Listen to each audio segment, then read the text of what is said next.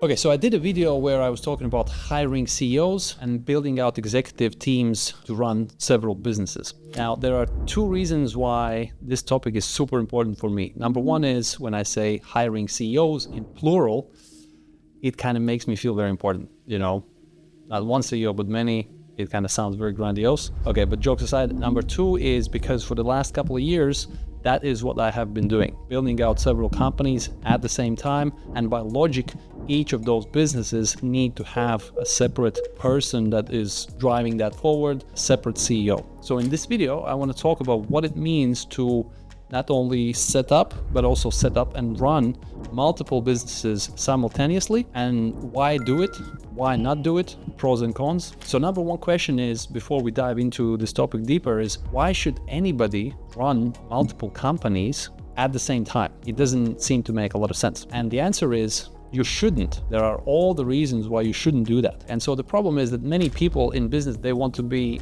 entrepreneurs, serial entrepreneurs, run several things, several projects at the same time without having, first of all, made real money with doing one thing and maybe selling it or exiting or maybe making dividends from that one business. And then they're going all over the place and doing a lot of different things. And that is a problem because I think often culturally, it sounds and looks cool when you say you're running several businesses. It is something that is promoted, I think, a lot by influencers in business, but there is no logical reason to do that unless there are very specific criteria that you meet, and then it makes sense. And I'll talk about that as we go along. Also, if you look at the Forbes rich list, you can very quickly, assuming that you take that as a proxy to the ultimate success in business, most people on that Forbes rich list have spent most of their time, most of their careers and their lives on one company that they've grown into this massive multi-billion success, and they've made like fuckloads of money on it. And so that's another proof that most of the cases you should focus on one company and one thing for as long as possible.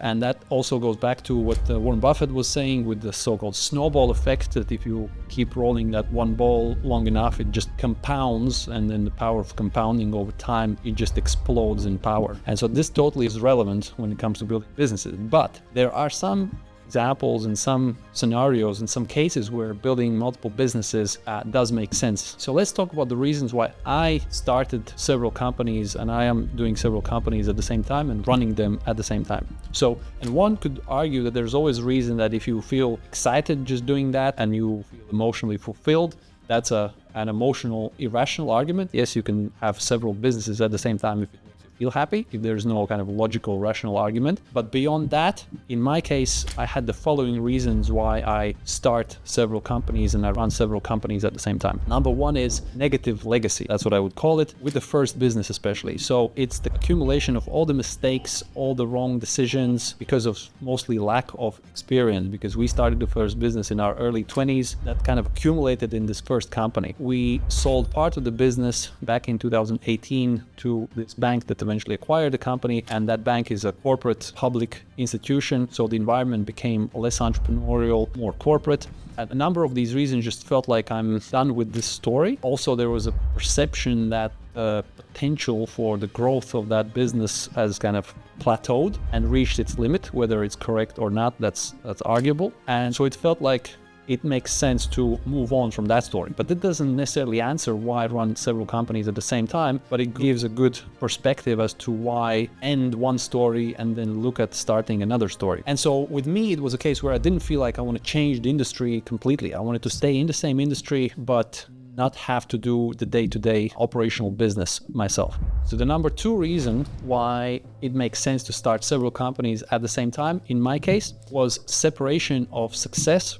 from failure. And what do I mean by that? Is that given that I've decided to stay in the same industry, lending, fintech, funding intensive businesses, and I didn't want to jump into different industries, I wanted to separate each of the new companies that I start, because first of all, I didn't know if they're going to be eventually successful or not. So the thinking is, if I start, let's say 3 projects, 3 companies, and 2 of those turn out to be mediocre or failures, and 1 is very successful, but they're all under one holding company, all under one brand name, for example, then on balance, on average, I have a fairly mediocre group, right? Fairly mediocre business. While if I set up all of those businesses separately, and then 2 of them fail or become not interesting, and then there's one superstar performer, then I forget about eventually the 2 and I focus on the 1, and that 1 is very successful. And where that is useful, it's useful across many different things: fundraising, positioning, public positioning. It's useful for the culture for that company, and focus and energy, and so on and so forth. Okay, so that's number 2 reason. And so number 3 reason why starting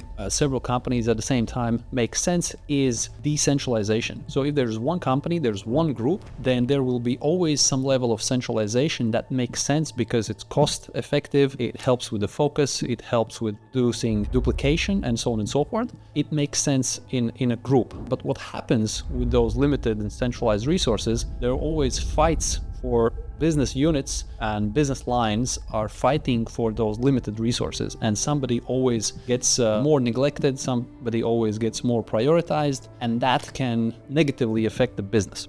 And so with creating initially small but independent teams that are tasked with sourcing their own resources, IT and people, and potentially office, etc., independently, what it means is it maybe in the beginning, it's duplication of work. You could do more stuff faster with some centralized resources, but by design, each of those companies are built to be independent, and then later on, after the first 6 to 12 months of operation, those companies are better designed, better equipped to scale independently and to scale faster. And also the mindset of those people running those companies are such that those are individual businesses. And so that's another good reason why I have several companies rather than have only one thing going on. So number 4 reason, the last important reason is maximization of experiments and results. That means when you're doing one business at any one point in time, you can only test out one idea, validate one hypothesis, while doing multiple businesses, multiple projects at the same time can help figure out answers to more business ideas faster. It's more experiments happening at the same time. That's a very powerful tool to get speed, test teams to figure out if the CEOs are good,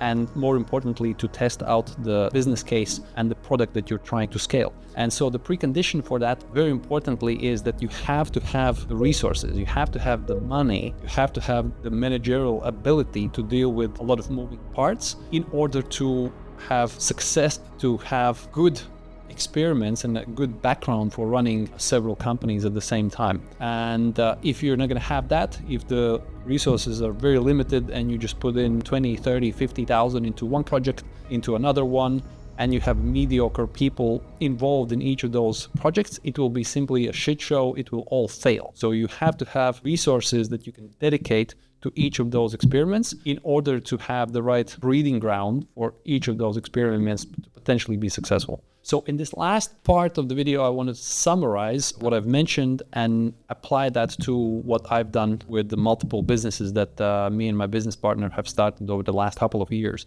So first of all, most importantly, all the businesses are related to lending, to fintech, to business models that are capital intensive, where funding is a big part of the business. So it's not like I'm jumping, across different 5 industries and having 10 different projects, because that would be completely insane and it would not make any sense. So that's one thing. We're still, staying in that area of expertise where we have momentum and where we have advantage that's built over time. Now, in terms of the specific example, so we started a company in Jordan called Money.jo. It's a unsecured and secured consumer loans to citizens of Jordan. We've been building out this business for 3 years. Our CEO Liga is with her team is doing an incredible job. The business is now the biggest non-bank financial institution in the country. So that's one example. LoanMe is another company we started in Sri Lanka, unsecured consumer loans. We've gone through a very tough period of COVID and all sorts of other stupid measures that the government there made, and we've survived and we're cash flow positive thanks largely to our CEO that's running the business there. Esketit loan crowdfunding platform, which has now over 50 million euros in funding raised from across Europe from retail investors. So this platform helps us fund the different lending businesses that we have. So that's another one. FU Capital, That's a business that my partner Davis has initiated and put into place with an idea to tokenize loan portfolios of different types of companies where crypto investors can have access to the real world assets, like, for example, loans that are originated by different companies. So that's another example. Spanda Capital, that's a startup phase business where we are buying non-performing loans from financial institutions, banks, non-banks, and so we want to buy those portfolios at good prices, give them to external agencies that collect money, and then try to make a difference in between. And then a number of other projects that are now in the way and hopefully will be launched this year.